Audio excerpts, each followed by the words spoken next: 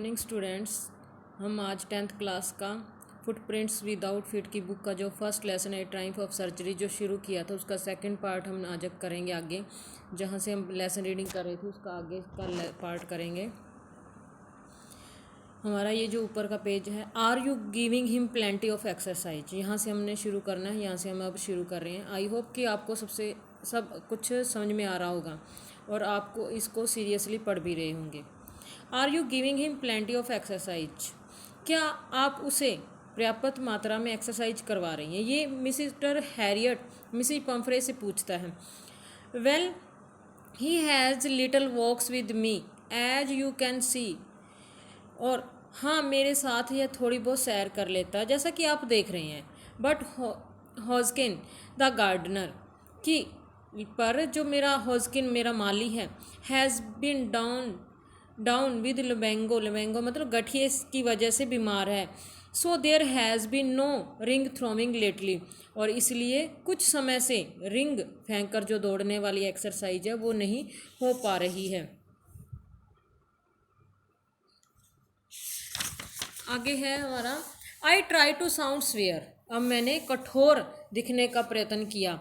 Now I really mean this, अब मैं बिल्कुल मतलब की बात कर रहा हूँ। If you don't cut food right down and give him more exercise he is going to be really ill, अब यदि आप इसके भोजन में कमी नहीं करेंगी और उससे पहले से ज़्यादा एक्सरसाइज नहीं करवाएंगी तो ये वास्तव में अब बीमार पड़ जाएगा। You must harden your heart, आपको अपने दिल सख्त बनाना होगा। And keep him on a very strict diet, और उसकी जो डाइट है उसको भी नपे तुले भोजन के रूप में देना होगा, कम देना होगा। मिसी पम्फ्रे रंग हर हैंड्स, मिसी पम्फ्रे अपने हाथ मलने लगी। Oh I will Mister Herriot, कि मिस्टर हैरियट मैं ऐसा ही करूँगी।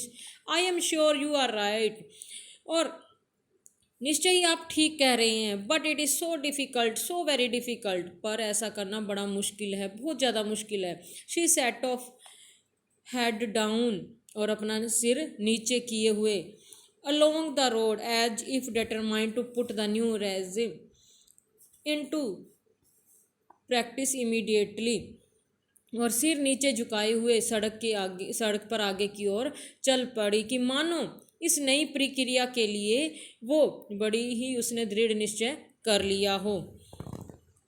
I watched there progress with growing concern, अब मैं चिंता सहित उसको देखता रहा।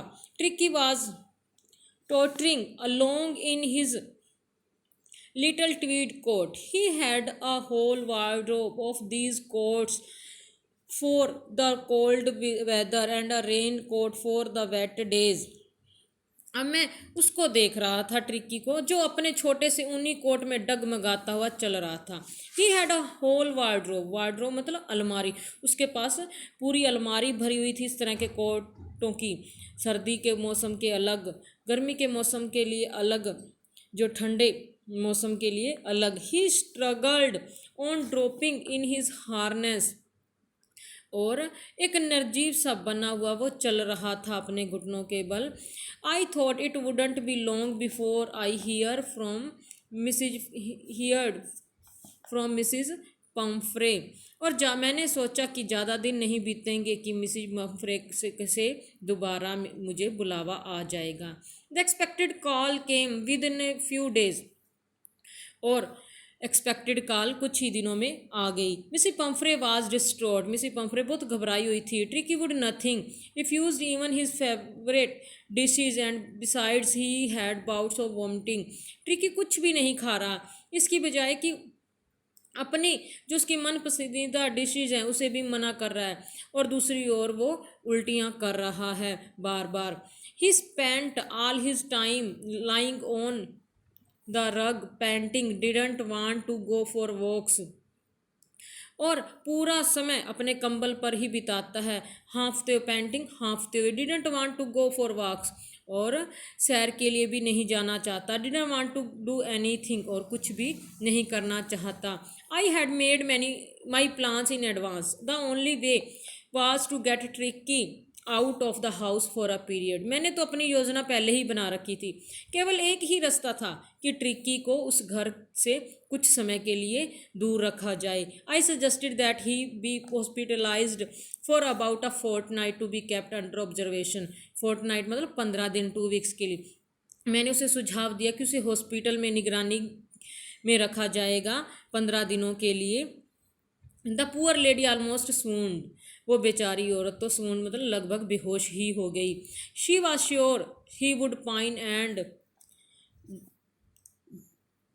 Died if he did not see her every day. उसे इस बात पर विश्वास था कि वह तड़फ तड़फ कर मर जाएगा अगर वो उसे नहीं देखेगा तो। But I took a firm line. पर मैं भी अपने बात पर दृढ़ बना रहा। Tricky was very ill. Tricky बहुत ज़्यादा बीमार था। And this was the only way to save him. केवल यही रास्ता था कि उसे बचाने का। In fact I thought it best to take him without delay and followed by Mrs Pumphrey's wailing. और बिना देरी किए वहाँ से लेकर जाया जाए। जबकि मेरे पीछे मिसेस पम्फ्रे विलाप करती आवाज़ें लगा रही थी। I marched out to the car carrying the little dog wrapped in a blanket. और मैं कार की तरफ चल दिया उस छोटे कुत्ते को एक कंबल में लपेटे हुए। The entire staff was roused and maids rushed in and out bringing his day bed, his night bed, favourite cushions, toys and rubber rings, breakfast bowls, lunch bowl, supper bowl. अब जो घर का पूरा स्टाफ था वो तो चौंक उठे। नौकरानियां अंदर बाहर भागने लगी। मेड्स मतलब नौकरानियां। कोई तो दिन का बेड, कोई रात का बेड, कोई उसके गद्दे, खिलौने, रबड़ रिंग और नाश्ते करने का प्याला, दोपहर भोजन का प्याला, रात्रि भोजन का प्याला, ये चीज़ें इकट्ठे करने में।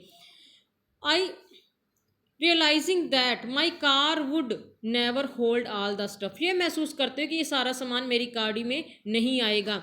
आई स्टार्टेड टू ड्राइव अवे। मैंने चलाना शुरू कर दिया। एज आई मूव्ड ऑफ, जैसे ही मैंने बाहर की तरफ निकलना शुरू किया, मिसी Pomfrey with the despairing cry through an armful of the little quotes through the window.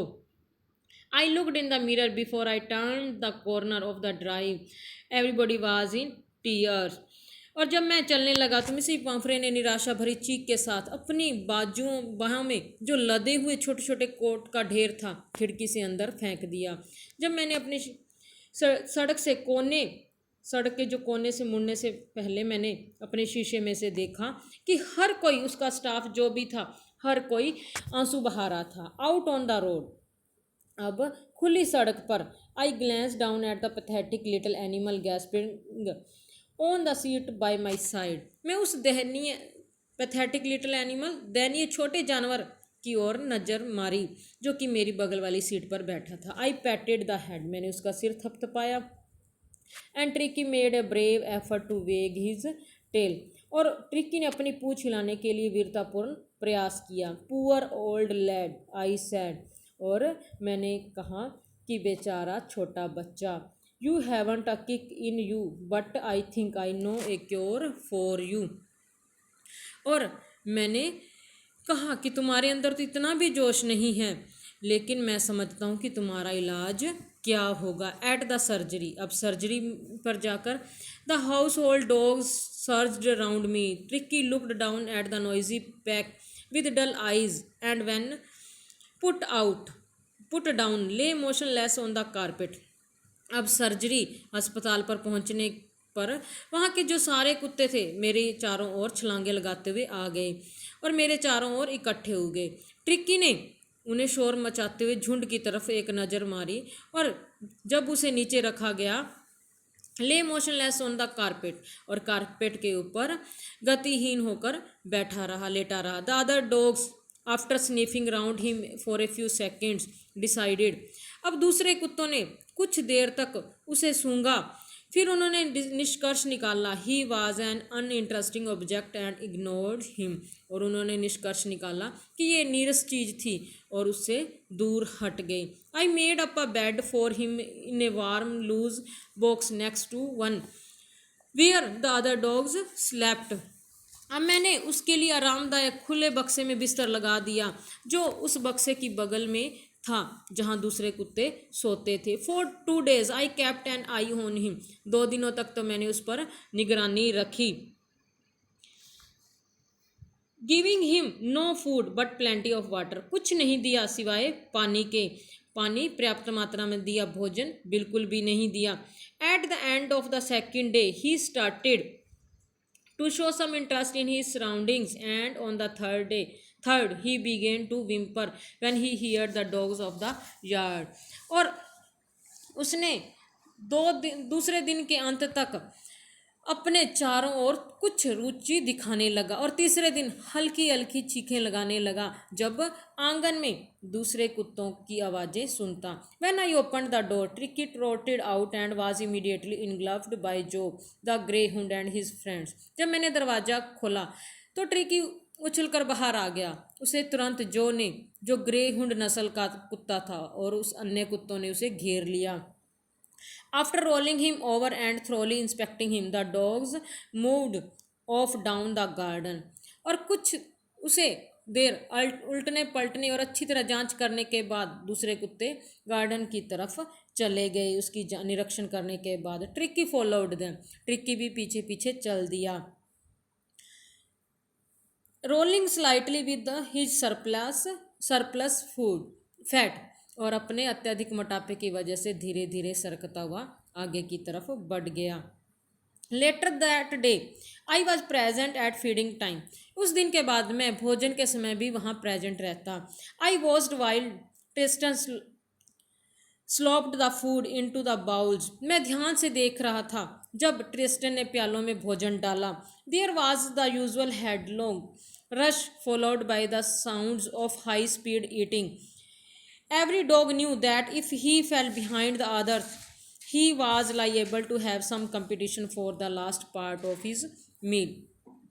और पहले की तरह सभी कुत्ते सरपट से आवाज़ में तेज भागते, और उसके बाद तेजी से खाने की आवाज़ें आने लगे। और हर कोई, एवरी डॉग न्यू, हर कुत्ता जानता था कि अगर वो पीछे रह गया तो उसे दूसरों से अपने भोजन के अंतिम भाग के लिए भी मुकाबला करना पड़ सकता है। तो स्टूडेंट्स, आगे थोड़ा सा रह गया, हम आगे करेंगे अगले पार्ट में। आज के लिए इतना ही। क्वेश्चन दिए जाएंगे, आप उनको राइट और लर्न भी करने